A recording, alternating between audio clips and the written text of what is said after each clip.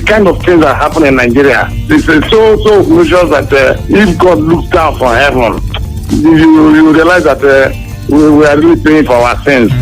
Speak your truth and be heard on the Eagles Morning Rise, 6 a.m. to 10 a.m. Eagles 102.3 FM, your radio experience you can count on.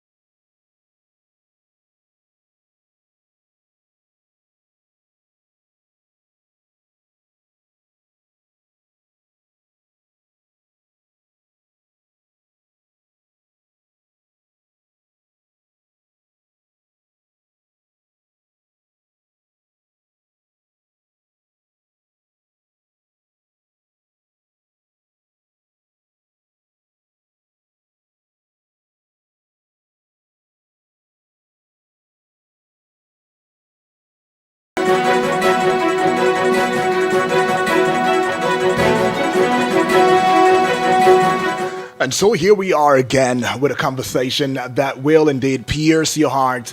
But then pierce your heart, and not because it's going to kill you, but because it will allow you to see Nigeria for what it is, to see how much effort we have put in the fight against corruption, against nepotism, against every type of social vice as you know it to be, against greed, right? There's so much to talk about, but we will indeed anchor this conversation around and about the matter that concerns El-Rufai's detention. I mean, accountability is on trial. That's right, accountability is on trial. El-Rufai's detention and Nigeria's anti-corruption resolve. My name is Udwak Daniel, but just before I get on with that, it is very important for me to also bring it to your notice that today is an international day. Oh, yes, it is, right? So this day holds World Wildlife Day. That's right, World Wildlife Day. It is today. So it's got the theme, the incalculable value of wildlife. The incalculable value of wildlife. 50,000 wild species meet needs of billions worldwide. Did you know that? Right? Because people everywhere, they rely on wildlife and biodiversity-based resources to meet our needs, from food to fuel to medicine to housing to clothing. I mean, for us to even enjoy the benefits and the beauty that nature brings us and our planet, people have also been working together to make sure that ecosystems are able to thrive and plant and animal species are able to exist, right, for future generations. So World Wildlife Day, right? The theme actually is medicinal and aromatic plants, conserving health, heritage, and livelihoods. Let me give you the theme again. The 2026 theme for World Wildlife Day is medicinal and aromatic plants, conserving health, heritage, and livelihood. So now let's fall back to the discourse. I just thought we should put it out there because we try as much as we could to give you the most information, especially the ones that are very, very current and recent, and so that you know what's going on today. Now, accountability is on trial in Nigeria. Let me paint you a picture though. Imagine a school principal. You are in a school, you've got a principal, and the school principal is accused of stealing money from the school's account. Are you with me? Okay. Now, the principal says they didn't do it, and the investigation is very unfair. Now, the anti-corruption agency says we have evidence, but the principal's family is questioning the evidence. This is similar to what's happening with El-Rufai and the ICPC. Oh, yes. Let me paint you another picture. Imagine a school where a former student leader is accused of stealing exam questions. So the school administration investigates and finds evidence. But the student claims it's a setup by the current leaders. They don't like me. Now, some students are protesting and they're demanding that a former leader be held accountable, while others think he's being unfairly targeted. So, let me also put it out that the Independent Corrupt Practices and Other Related Offense Commission, ICPC, detained former Kaduna State Governor Nasir El-Rufai over allegations of corruption and abuse of office. Now, a civil society coalition, Kaduna Voices United, protests. They're demanding accountability and continued detention of El-Rufai. Say, put him there, leave him there. He has to be accountable. They are citing human rights abuses and suppression of dissent. However, El-Rufai's family claims the allegations are false, that they are motivated politically. Even former Vice President Atiku Abubakar condemned the detention.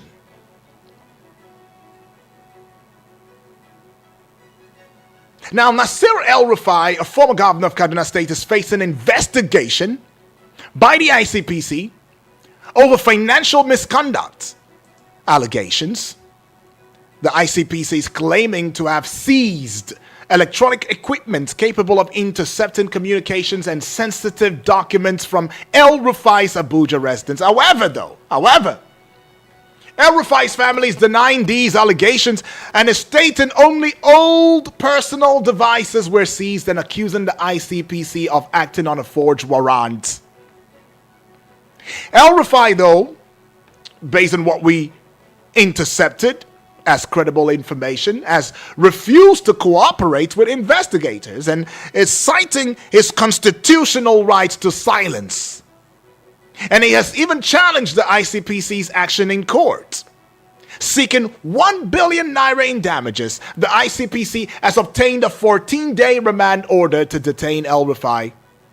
And that 14-day order is set to expire on March 5 of 2026. So that will be 2 days from now. So the ICPC is alleging El-Rufai has questions to answer regarding 1.4 million euros in foreign currency cash withdrawals. It didn't stop there. 180 suspicious payments totaling 2.15 billion naira. Suspicious payments. Transfers to undisclosed accounts amounting to 428.1 million naira. Please, how many are we in this country again? Okay, they said 250 or 230 million. I'm just helping you to understand it. Diversion of 393.7 million naira to individuals and companies. One person. So ICPC recovered various items from Nasir El-Rufai's Abuja residence. So many items right now. Payment mandates, media publicity materials, irrevocable powers of the attorney for multiple properties. There's a lot. Irrevocable powers of attorney for multiple properties. Irrevocable. So the ICPC is claiming that these items are part of ongoing investigations into El-Rufai's alleged corruption and asset concealment. So El-Rufai's family is coming out to say, you are lying. These allegations are not true. This is all government staged. It's politically motivated. You guys are only witch hunting my husband, the father of the house. In fact, the family went further to say it was only personal effects that were taken. How could you guys go and forge a warrant? ICPC, what is the problem? What did my husband or our father do, or our brother do, our uncle do? What did he do that probably others have not done? And y'all are just coming after him. What did he do? Well, we have Comrade Gerald Okachi right here, because there are some questions that are beaming. Some questions that are beaming right now. And we need to really talk about this. What does this mean for Nigeria, especially in the anti-corruption fight, or the corruption fight that we are having? Our resolve, are we indeed a country that's ready to fight corruption? Is it just a witch hunting scenario? Comrade, good morning to you, sir. Yeah, very good morning to you. Good morning to our listeners. Thank you for having me. Awesome. Comrade, here we are again, still with a conversation that butter around El-Rufai right now, the ICPC, and the family, of course, throwing in the mix, saying that the warrants that the ICPC had on him to search his house were forged.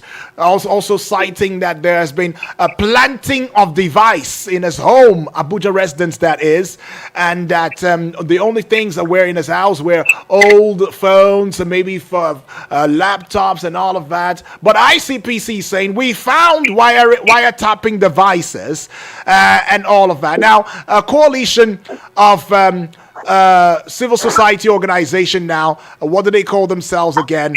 I think, what did they say? I'm trying to get it now. Okay, so the Kaduna Voices United. They are protesting and demanding accountability and continued detention of El-Rufai. Comrade, when you put all of this together, what comes to your mind right now? Well, you see that, how do I put it? The reported detention of Malam Nasir El-Rufai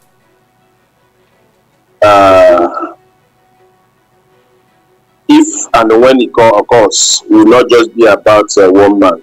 It will symbolize a deeper national test. Is Nigeria truly ready to institutionalize accountability, or does anti-corruption still depend on political convenience? To me, I think that is the case. Of course, if you look at Malam Nasir El-Rufai pedigree, profile, you know, from public enterprise to becoming a minister under Obasanjo in FCT, you know, and then to his role in opposition in taking power from PDP down to becoming governor of Kaduna State. Even in his tenureship in Kaduna State, which was marred with a lot of security crisis and bandit escalation, controversial demolition and ethno-religious tensions, rising debt profile, allegation of upper financial decisions, etc., etc. You know, before we come to the point of, you know, helping to move power to the south after the late President Muhammad Buhari. So you ask yourself, the fight against Malam Nasir El-Rufai, is this selective justice or systemic reform? Nigerian anti-corruption history has often been accused of selective prosecution, like EFCC and ICPC. So, if you look at the cases they have handled, just recently we saw the likes of Yahya Bello that was publicly, you know, questions were raised by EFCC, and this kind of a media trial and the combinations, you know, trial before the retrial was done on Yahya Bello, and today he's in a committee member, financial committee member, set up to organize a convention for the ruling party. He go to tell you about high-profile figures, you know, facing trial before the retrial. Yet convictions remain inconsistent and many cases drag for years. So, is this investigation evidence-based, or due process followed as the family are asking? Is it politically motivated? Will it lead to conviction or fate like many others? You know, If anti-corruption is credible, it must be non-partisan, transparent, evidence-driven, consistent across party lines. Anything less fuels cynicism, and that is what we are seeing with EFCC and ICPC of today. So you ask yourself, why do we always find ourselves in, especially when we have a high-profile figure who has a lot of influence in the politics or the nation building, facing a media trial before the trial, and at the end of the day, we normally see how it pans out. You understand? Mm-hmm. Earlier last year, we saw the former secretary of NHIS, Yusuf, I think Professor Yusuf or thereabouts, very similar thing. Almost all the decent voices that try to oppose this particular government, in one way or the other, have one question or the other. And those ones that anti-corruption institutions try to raise, and at the end of the day, they try to be in bed with the ruling party, especially President Bola Ahmed Tinubu.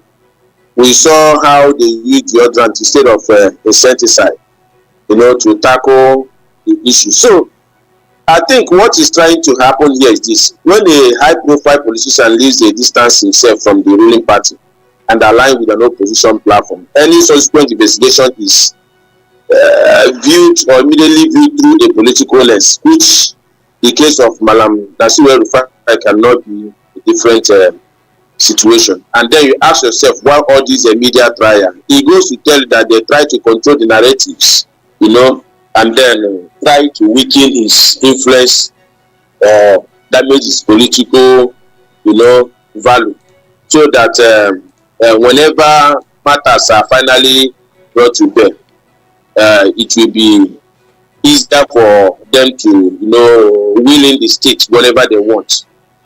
So I think a strong signal to other influential figures considering defection, leaving the ruling structure comes with consequences. This has historically precedence in Nigeria politics, where political loyalists often shapes state protection dynamics. There are something that is flying in social media in recent time, I think a few days ago, one honorable Peche, question Minister of Finance last Thursday with regards to monies being disbursed and released, approved, running into over 1 trillion, and at the end of the day didn't get to the end use. And there were reports that the minister pushed the responsibility to the state minister, which at the end of the day, those flying comments claimed that the guy was summoned to Villa. He came out and started singing on your mandate, moving from his party. I think his party should be Abuja or thereabouts, that is defecting to AP. So it goes to tell you that we are having, we begin to have not just one party system. There's this attempt to weaken oppositions, especially marginal opposition platform like ADC, which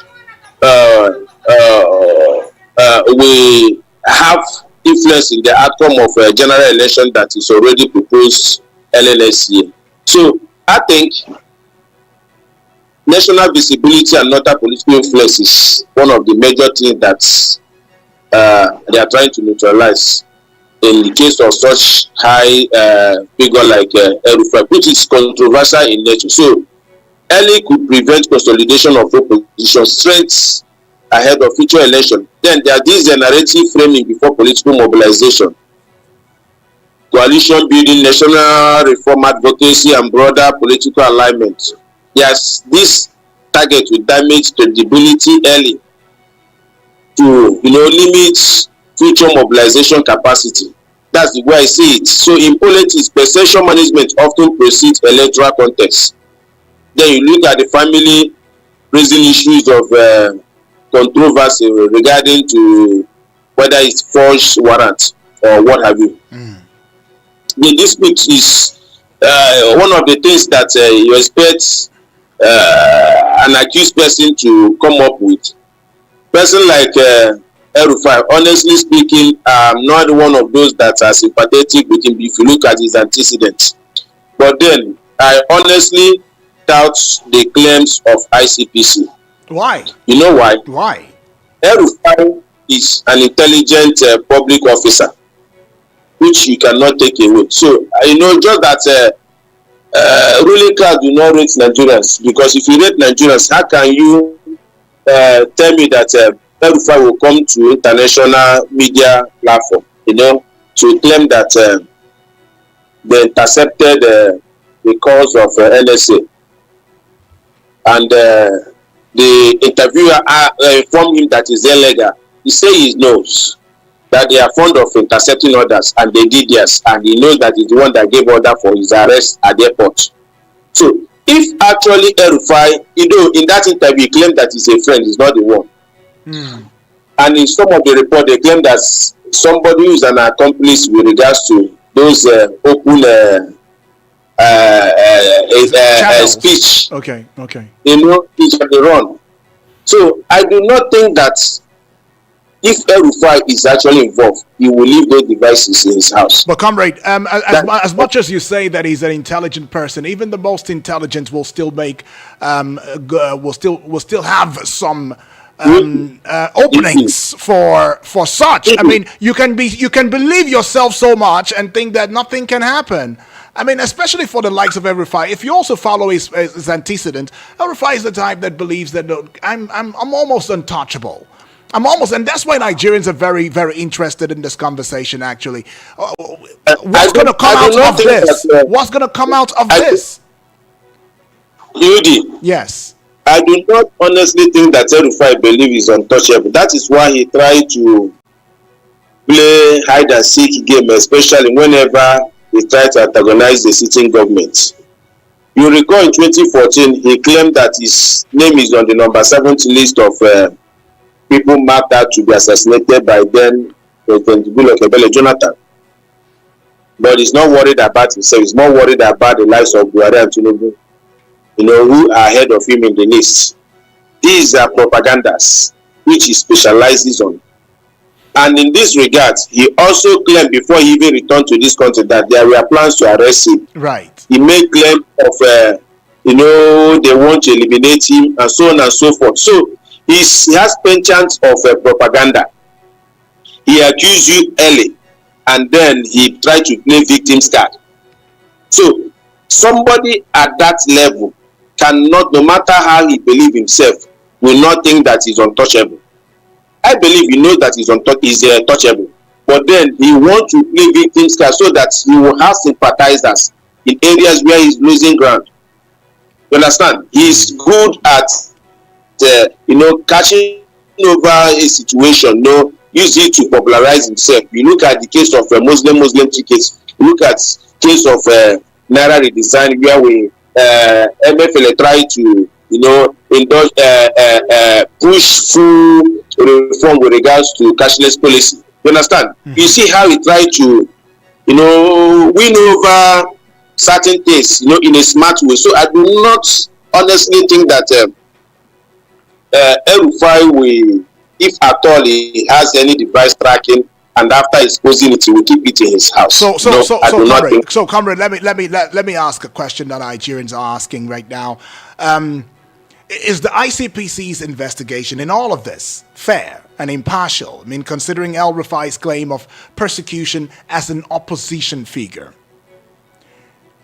I cannot say whether ICPC is fair or they are not fair. After all, it was early this year that Malamalaji Aliko Dangote withdrew petition he initially launched at EFCC and now redirected it to ICPC, citing that EFCC the person they petition against in I think NNPC or thereabouts, NNPD or something like that. One of the agencies, it should be NNPC or thereabouts. When they were battling this energy political fight, and they push to ICPC. That is to say that for high profile figure like Dangote, that particular move gives some credibility to what ICPC is doing.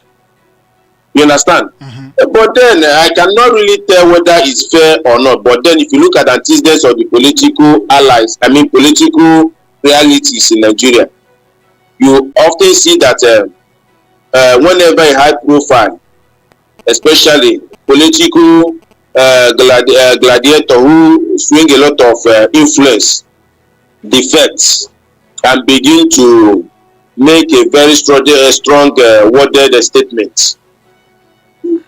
There's always a retaliation. There's always consequences. Okay. Believe you me, if El-Rufai is to be in APC, what is happening to him today will not happen. All right, let's put a peg to your thoughts. If El-Rufai is to be a minister under President Bola Ahmed Tinubu, in fact, one of the things they will be doing with him will be praise singing, just like the way they are praise singing and Wiki and the rest. If El-Rufai, let me add this. If El-Rufai were to be a cabinet member, were to be with APC, were to be a minister, to be a commissioner, whatever, would El-Rufai come out on national television to admit that he has been wiretapping the NSA? So it goes both ways. That's what I'm saying. He won't do that. That's what I'm telling you, man. Yeah. So, whenever you see a heavyweight like El-Rufai, which is propaganda, you understand, he will try to box you out of your comfort zone. I'm sure that some of the things he's saying there may not be true in it, but he try to push you out of just to expose your weakness.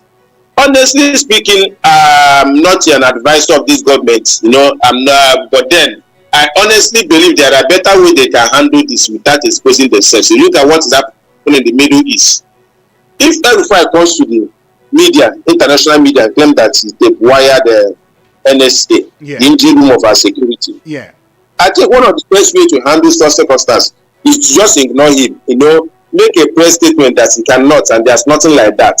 Make a reference to his false alarms in the past and ask Nigerians to disregard such a thing. Rather than making a public show of it, arresting, detaining, giving bail, coming out of bail, you arrest me. You are making even those who are not interested in El-Rufai, who are seeing him as somebody that specializes in propaganda and they have to begin to look into his case. But you understand? That's why El-Rufai, because of this that you said.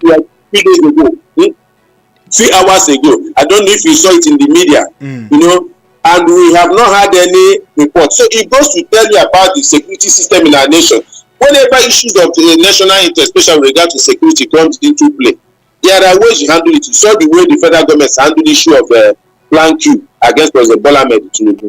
You understand? There are ways you don't begin to show strength in this kind of, even if you want to show strength, do it smoothly, and not this kind of media. At the end of the day, you go to court, you will not be able to substantiate the claim that you get the wiring device that he used to, if a high profile NSA can be wired, it goes to show that his office didn't need to be questioned. And then if such claim is made by a politician, should we also let it sweep it under the carpet? Doesn't it also go to show us the porosity and the failure of a system, as well as the fact that anybody can actually wiretap anybody, and we're encouraging it? Because you said we should just keep quiet, sweep it under the rug, act like he never said anything, put out a statement and say all of that is propaganda from El-Rufai, so false, just don't pay attention to him. Really? Come on. If you do such, you can codedly do your investigation. As of today, Nigerian anti-corruption fight is no longer judged by arrest. It's judged by quality of investigations, speed of prosecution, judicial independence, consistency across political divide. The public no longer react to drama, they react to outcome. So if this case collapses procedurally, it reinforces anti-corruption is selective. Okay. If it proceeds properly and transparently, institutions are strengthened. So what I'm trying to say is this: if El-Rufai claims that he acquired NSA, and you come to the public and I feel such claim that making it look that Nigeria is really a strong nation, you cannot just acquire a high government official and then go underground, just the way they went underground with the issue of you, to come out with names and the sponsors. Okay. You go underground and do your thorough investigations. You understand? When even El-Rufai is not even expecting such a thing, now you are playing to the gallery, doing media trial. preempting political realignment, limiting El-Rufai national influence, sending signal to other power actors, resetting internal party hierarchy. Okay. But then, Nigerians are watching because not the first time. So whether Nigerian practice rule of law or rule of optics, whether agencies act independently or politically, whether due process survives political rivalry, the public is no longer asking who is corrupt. They are asking, is justice consistent? Okay, let's put it back to your thoughts. Let's take this call. Hello, good morning. Hello, good morning. Good morning to you, Turkin B. From the voice of the one crying in the wilderness. Appreciate yes, that. I greet your guest. Yeah. This is Hundu taking me from Nasarawa State. Yes, I want to quickly say that where tapping is not a child's play. And I must tell you the truth that it is not just enough for the ICPC or any other person to say they discover some equipment, in El-Rufai's, house. It goes beyond that. And any reasonable judge will want to see that the federal government bringing charges against El-Rufai, in that regard is able to establish that indeed the cause of the NSA, was tapped. But one thing I've always questioned is the integrity of Nuhu Ribadu. In 2006, the Sun newspaper and a Code newspaper, they reported that Nuhu Ribadu, the then EFCC chairman, appeared before the Senate. And he mentioned the current president, Ahmed Bola Tinubu, as the most corrupt governor. He mentioned about 5 others, including Otis Okaro. And I expected that if Ribadu had integrity, the person that he mentioned that he was the most corrupt among the governors then, he should not be able to accept any assignment given to him by this present government. If what we read in the news, in the Code newspaper and in the Sun newspaper is anything to write home about. And I must tell you that any time that talk about corruption, the more you see, the less you understand.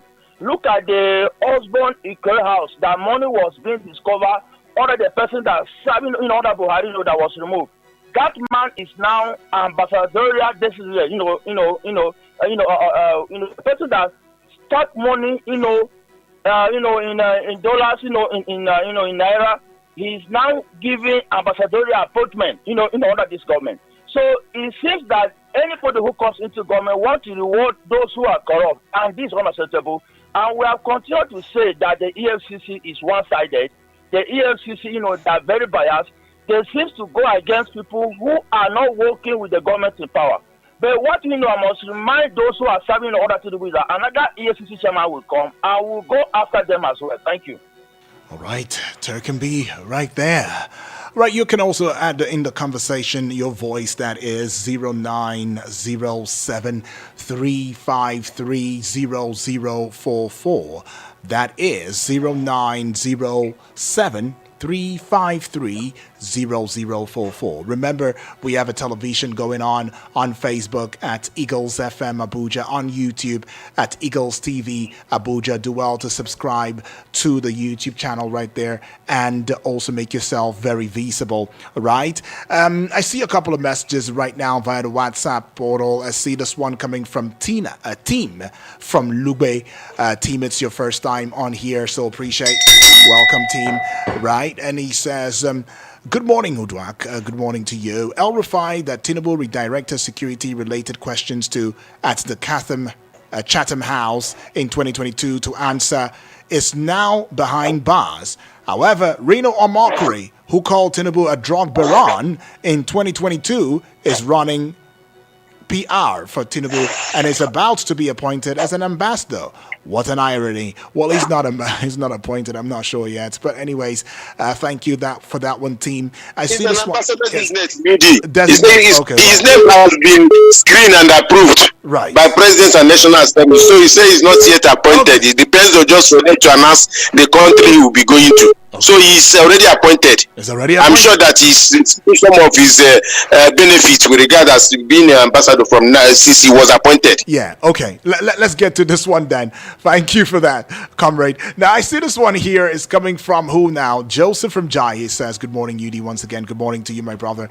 On El-Rufai's matter, Nigerian government should not only look at taping device, I believe, Government should also investigate his citizenship and other top politicians in North because body language can reveal much. Nothing to compare with El-Rufai owning a tapping device, because if I'm to ask what makes him think and say it in the first place, El-Rufai is schooled enough not to claim empty responsibility. All right, that's what Joseph is saying. How can you say that when you don't have anything in that like manner? You are well learned enough to know that you don't say things that you don't. That's what he's saying, I believe. Yusuf now in Wuse too. Good morning, UD and the guest. Good morning to you too.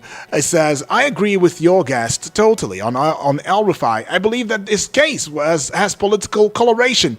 When multiple agencies investigate the same matter, it leads to duplication of efforts and waste of public funds. The DSS is investigating wiretapping. ICPC is investigating wiretapping devices purportedly found in his house and corruption. EFCC is investigating allegations of financial malfeasance during his tenure as governor. And all these allegations can be investigated conveniently by the police or any of these agencies instead of this deliberate duplication of efforts to achieve political gains, I want to believe. Now, this is a species of torture and violation of his right. I urge these agencies to charge him to court if they have any case against him. Have a nice day, Yusuf is saying.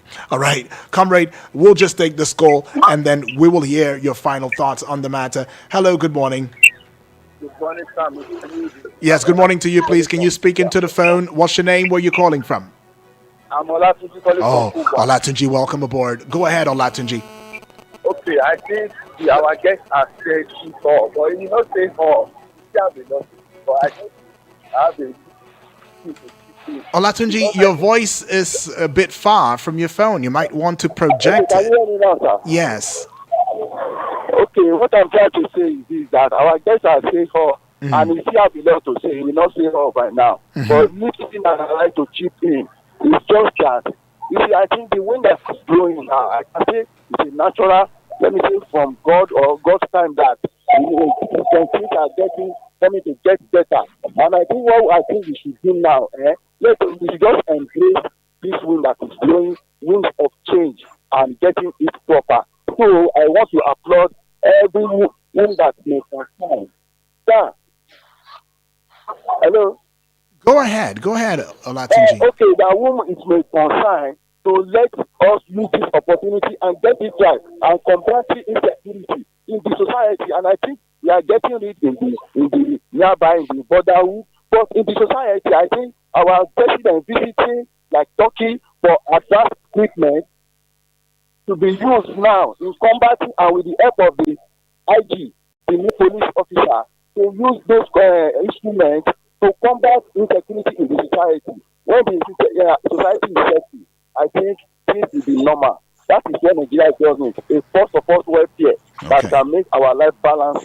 Thank you, sir. All right, appreciate Olatunji right there. Now, comrade, over to you. What do you make of all of these, especially when some are already beginning to say that will the ICPC's investigation and potential prosecution of El-Rufai set a precedent for holding powerful individuals accountable in Nigeria? I doubt if they will use it as cannot do that with Yaya Bello and Roger Okalo and many others, whom are today loyalists of President Bola Tinubu and singing on your mandate. I doubt if they will do that. In fact, as we talk now, if El-Rufai is to, announce his loyalty and return to APC, I'm sure some of the challenges he's facing today will no longer be there. So I do not think that they will use El-Rufai. Even if they use El-Rufai, how many Nigerians will give them pats on the back or thumbs up? Because majority of Nigerians already know who El-Rufai is, except his support base, whom he tried to use religion and ethnicity to sway, especially now that you are seeing issue of Shiite and Sunni, in struggle, especially in the north. So aside that, everyone know who El-Rufai is. But then, dragging El-Rufai to the public is making even those who are not fan of El-Rufai to begin to sympathize with him, because it appears like we continue to repeat same thing all over and all over. don't forget that New Ribabu and El-Rufai were best of same friends, you know. They were like tongue and teeth, you know, over the years, a relationship that span over decades. You know, all of a sudden went south, you know, goes sour, and you start seeing each other dragging each other to the mud. It is unfortunate. It's unfortunate to say the least. So I do not believe that all of these are centered on credibility or fight against corruption or what have you. I think it's a political vendetta or witch hunt, you know, just to weaken the influence of political assembling of opposition, especially those who are disgruntled or those who are desperately looking for relevance and trying to influence change in 2027. And that's what I think. You know, and it's only a tree that you tell that you will cut that will stay one place. So I think some of the aggressive exposure, you know, with regards to person like El-Rufai, is targeted at weakening him and changing public narrative, which I don't think that it will work in this situation, because even if you try to put public narrative, there are references you can push. There are references you can bring to the point. If person like the current EFCC chairman vowed in the public, swear in the public that he will ensure conviction, he will ensure justice is done in Yaya Bello case. As of today, Yaya Bello case is a member of finance committee of the convention that President Bola Ahmed Tinubu is the leader of the party. He goes to tell you that we Nigerians are not rated at all. You understand? Nigerians are not rated. Even though one can claim that the matter is in court, yes, just like in the El-Rufai case, the matter is in court. But then we know the politics of Nigeria. EFCC will do their own. Carry one charge, go to court. You are giving bail on that. As you are coming at ICPC will pick you. Carry charge, go. You are giving bail, and as you are coming at DSS will do their own. Before you finish that routine, EFCC must have raised another charge away from the one you are giving bail. You know, it becomes, you know, just to weaken the person, distract the person, and possibly eliminate the person if the case is the ultimate target, which I don't think in this case. But I think one of the major things just to weaken his influence and then damage his political reputation. Let's put a peg to your thoughts. Take this call. Hello, good morning. Hello. Yes, good morning to you, please. Good morning. Hello. Good morning. Can you turn down the volume on your radio, please? How are you? Okay, I don't think you're ready for us this morning, though. But you can keep that call coming through, though. The number will be 0907-353-0044. The other number would be the WhatsApp portal number, where you send only a WhatsApp message to 0909-705-4450. Taking this one. Hello, good morning. Morning, sir. How are you? Very well. What's your name? Comrade Sally? Yes. Sue? What's your name? What's your name? What's your name? What's your name? Okay. Let's do it the right way. Okay. 0907-353-0044 is that number to call, right? And you can as well watch us via YouTube and Facebook Live, and that will be on YouTube, Eagles TV Abuja, on Facebook, Eagles FM Abuja. Hello, good morning. Hello, good morning, sir. Good morning to you, please. What's your name? Where are you calling from? My name is Olushola, and I'm calling from Abuja State, here in Nigeria. Awesome. Where in Abuja are you calling from, Olushola? Yes. Where in Abuja are you calling from? Okay. I keep saying it. If you're telling me where, especially on this show, tell me where you're calling from. Exactly. That's how it goes on the political conversation. But let's take this voice message right now. And on here, it should be coming from Blessed Sunny, right? If I'm not mistaken. Right. It should be Blessed Sunny bringing this one through. We'll just take it and call it a close, I believe. Let's go take a listen. Hello, UG. Good morning, Good morning, sir. Good morning, everybody. I'm Blessed Sonny from Niger State. Yeah. You see this issue of El-Rufai. Everything that is happening to him, he deserves it. Yes, because when he was writing an agreement with them, to be with them, to do this, he go to Chatham House, he preach this one, he come here, he preach this one. Now we don't backfire. Some people want me to come get sympathy for him. Person like me, I'm not sympathizing anything for him. He deserves it, right? Because the problem there is that they are not after the country. They are after self and personal interest. Now the personal interest fail. So some people want to join our head. Lie. In fact, I clap for Jagaban very well. Let the ICPC, EFCC, whoever, let them hold him very well. Let them use him as an example to others to know that your country comes first, not your personal interest. Just like as you ask a question, if you say he was there, the music they sweet for him, for hear anything, him for parade himself as a whoever. You wake up as an educated somebody, but your problem is about your personal self. You don't care about somebody who is around you. From after yourself, that's religion. You don't even care about the next person, and you. Anyway, let me not use harsh word on radio. Eugene, good morning, sir. All right, Blessed Sonny. Well, comrade, back to you. There is something that Blessed Sonny had said that I'm hoping to pick from, and that thing is this: if this agility, the type of agility that we find with this El-Rufai case, if this agility were to be applied on Yahaya Bello and the other, politicians whose names are on the list, but they've not even been consulted, they've not been reached out to, they're still where they are, maybe as a result of political affiliation or party, alignment and all of that.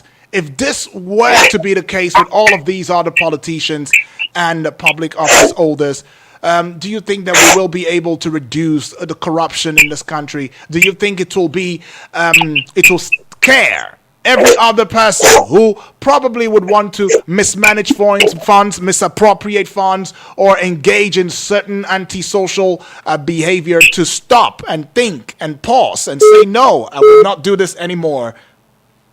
As of today, EFCC and ICPC are supposed to be independent, but they're actually not independent. In most cases, like when Mohammed Barrow was still alive for 3 presidents, the language they are looking at the body language of the president. As of today, they are not really independent. They are in place. Their loyalty lies with the person who appointed themselves before to the constitution of Nigerian people. So I do not expect even in the future that except the amendment of the act that established it and find another way to get the appointment of those who chairs it or who leads it and ensure that it's not from the politically influenced group. So I do not think that it will influence or deter people that are even warming up to continue the corrupt practices that is ongoing freely in the country today. You understand? It's unfortunate that many Nigerians did say. The case of El-Rufai, as we are using today in our topic. In fact, one of the close friends tried to reach out to me that we should carry out advocacy and speak for him, and they had to. I said, what for? This is a man that has caused a lot of havoc in Kaduna. Southern Kaduna, you cannot even mention his name without people swearing. You understand? Teachers, we saw how we unleashed shell on teachers that even organized labor raise voices. Some of us to raise voices. You understand? At the same time, they are asking that it's fundamental rights has been free. They say, do you know how you treat other people's rights? The issue of demolition, many you can mention. You understand? But then it's unfortunate that even the governments who are trying to strengthen the anti-corruption fight are not doing it in a way that it will begin to appear that they are genuine about what they are doing. Today, the family are claiming that they brought a forged warrant, claiming that what they took was codified. Don't forget that El-Rufai was former executive governor of Kaduna, so meaning that he is exposed to some of these gadgets as chief executive of his state. Right. You understand? So it's not as if it's ordinary individual. Don't forget that even the Bible, they will almost sleep in the same bed, eat from the same table. So if you begin to say you discover devices in his office, it's not as if you meet ordinary individual. You understand? So it's not out of place. Some of us are not sympathetic with his cause. Some of us are not even giving flowers to either ICPC or EFCC because it appears like they are willing to be used against opposition figures. Okay. Because that is what is paying. So in whichever way it goes, we are folding our hands because what I think with issue is a complete public distraction from hardship, insecurity, and challenges we are facing today. The blackout that almost every part of this country is facing, the darkness we are facing. So it's a complete distraction to the challenges we are facing today. All right, appreciate Comrade Gerald Okachi. You are a human rights activist, a public affairs commentator, social analyst, and a conflict resolution expert. Thank you for adding your voice in the discourse this morning. Thank you for having me. Appreciate. Now, that is Comrade Gerald Okachi. Want to also say a big thank you to you for being a part of this one. And we also want to put it out there that the views expressed by the guest and the caller has not been influenced by us in any way. By us, I mean Eagles 102.3 FM Abuja. And also to appreciate each and every one of us for being a part of this. Thank you, far too kind. Your views, your thoughts will not be left unattended, because we will continue to poke in the right way the leadership until justice, until fairness, until good governance is brought to us, even to the grassroots level. My name is Uduak Daniel. I'll see you on the flip side of